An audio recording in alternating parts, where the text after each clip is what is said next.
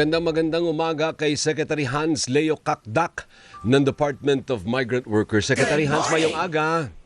Mayong aga, Sir Alvin, sa inyo mga tagapakinig, tagapanood. Opo, makikibalita lang po kami sa kababayan nating namatay doon sa Israel. Ano po, anong aksyon ang gagawin po ng DMW, sir?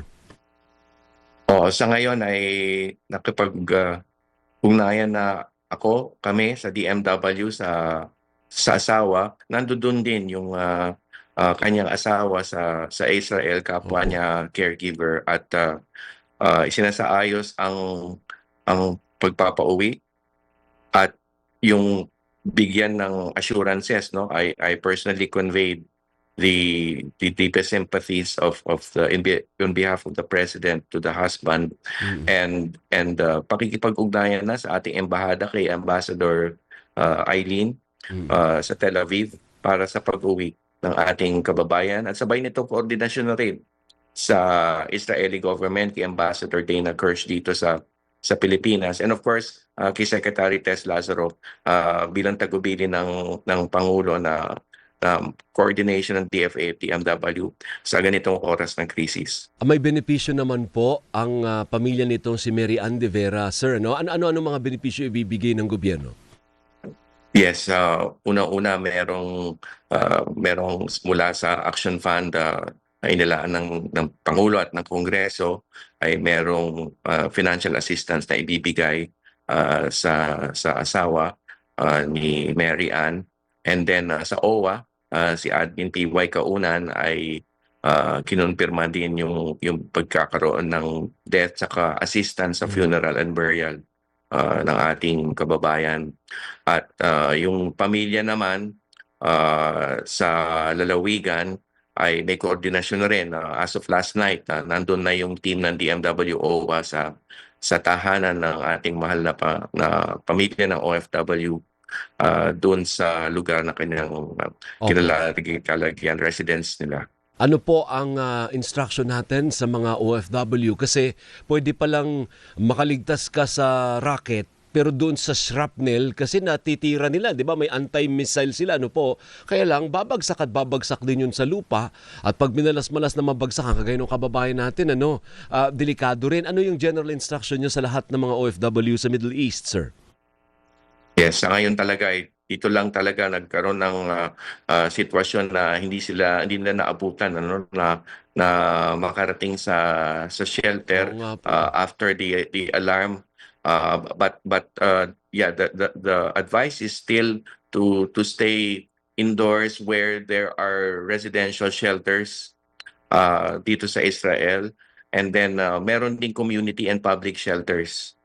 At kung nadatna ng alarm sa biyahe, Mm. ay ganun din, ay tumungo sa pinakamalapit na community shelters. Merong government app, Israeli government app, kung saan madaling ma-detect ang pinakamalapit in terms of the location, ang pinakamalapit na community shelter.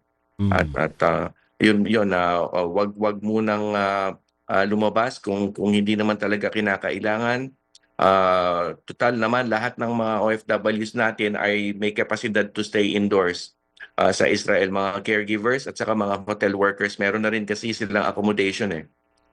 from within the hotel or near the hotel. So hindi talaga kailangan lumayo. So stay within your work premises, stay indoors within your residences. Opo. Meron po ba tayong parang, di ba meron niyang voluntary repatriation, parang mandatory repatriation? How far or how near are we sa ganyang klase ng sitwasyon, Secretary?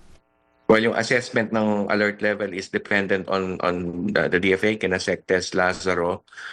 So we will abide by the alert levels of the DFA. But ito naman, di ba, mula no October 7, 2023, inatasan na tayo ng Pangulo. Yung whole of government team as well as yung tandem ng DFA at DMW OWA on the ground dito sa Israel in terms of assisting OFWs who wish to be repatriated. So, hindi ibig sabihin walang mass repatriation ay hindi pwedeng tumulong sa repatriation ng mga nagnanais umuwi. So, meron pa rin tayong ganong klaseng pagkakaroon ng serbisyo. However, that is dependent on the the airspace, the availability of flights. So isa sa alang-alang lang yung bagay na yon.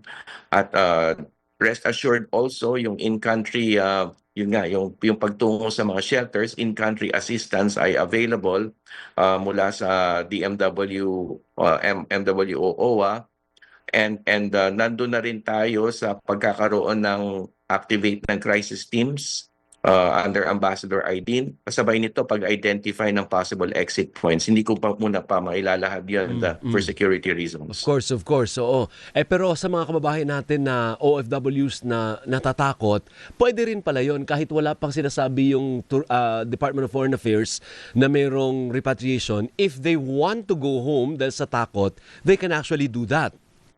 Yes, of course. Of course, pwede pa rin talaga ang repatriation. As I said, since October 7, 2023, sa Israel, higit kumulang a little over 2,000 na ang natulungan nating umuwi. Opo. And of course, nagkaroon na tayo ng charter flight. Nagkaroon na ng pagtatawid from Israel to Jordan nung nakaraan nito, no? Opo. Nung Hunyo last year. So patuloy yung mga efforts na ito. Kahit walang mass repatriation na tinatawag, patuloy ang pag-assist natin sa mga gustong umuwi. And from within Israel, patuloy din ang assistance natin sa mga kababayan natin pag-distribute ng basic needs. Available pa rin po yan, basic needs as well as yung pagkakaroon ng financial assistance. However, hindi pa ito ang tamang panahon.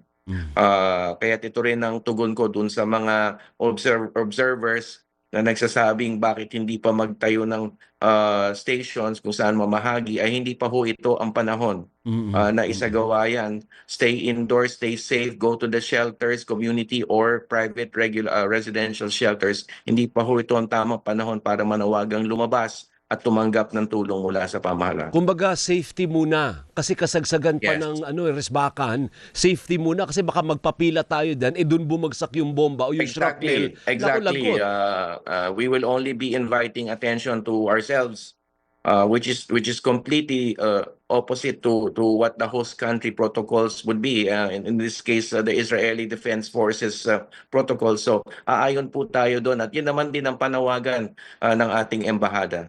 Opo. So sa mga kababayan po natin na kasi ang worry ko rin, Sek, paano yung wala namang flight kasi sarado din po yung airport, hindi ho ba? Yes. Kung gusto nilang Exactly. umuwi, saan sila i-exit?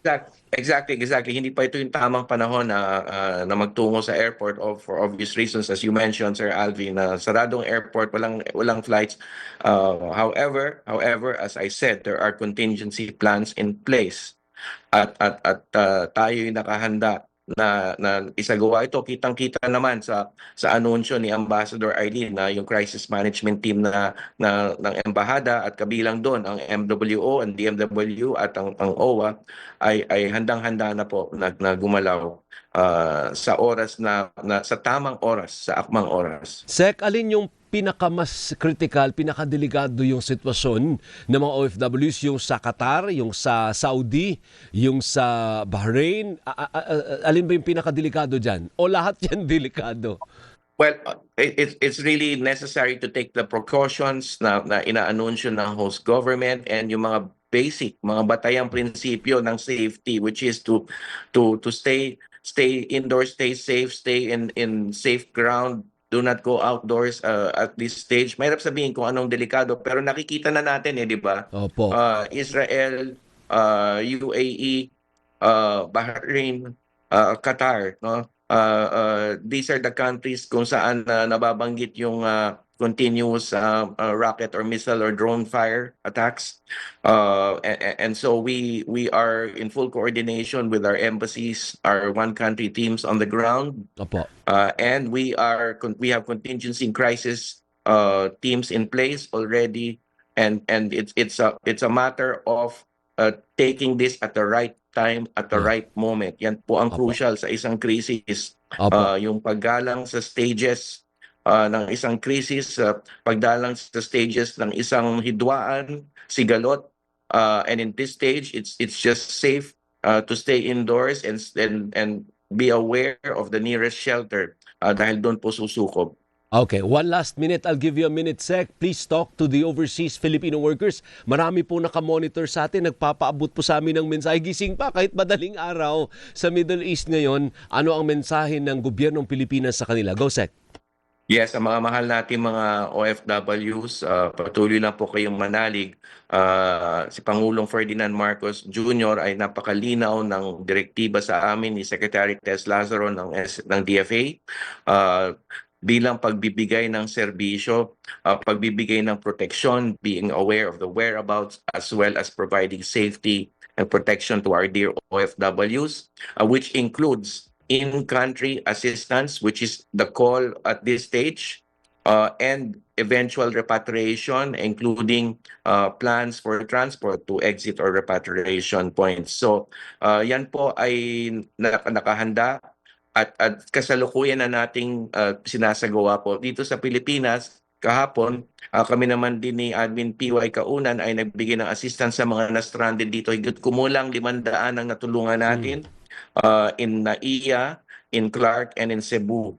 Yung mga na-stranded dahil may canceled flights. Yung mga nasa abroad na na-stranded sa Hong Kong, kamakailan lang may natulungan din po tayo. Mga seafarers at mga stranded individuals in transit hubs na hindi makatuloy sa Middle East. So, manalig po kayo, 1348 ang ating hotline kung nasa abroad po, plus 632-1348.